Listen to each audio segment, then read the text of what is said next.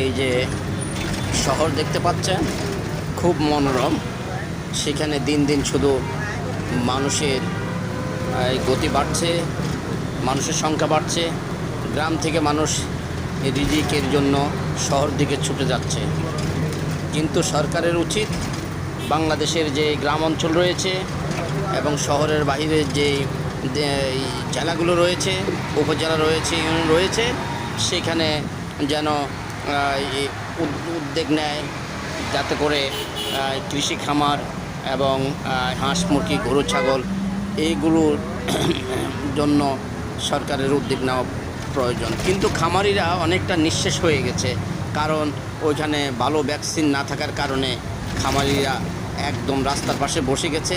বাংলাদেশের যে রানীক্ষেত এবং গাম্বুরুর যে ভ্যাকসিনগুলো আছে সেইগুলো মেয়াদ উত্তীর্ণ, সেইগুলোর উপরে লেবেলটা ফেলে দিয়ে নতুন লেবেল লাগিয়ে বাংলাদেশের এই জেলাগুলোতে, উপজেলাগুলোতে সেইগুলো সাপ্লাই করে।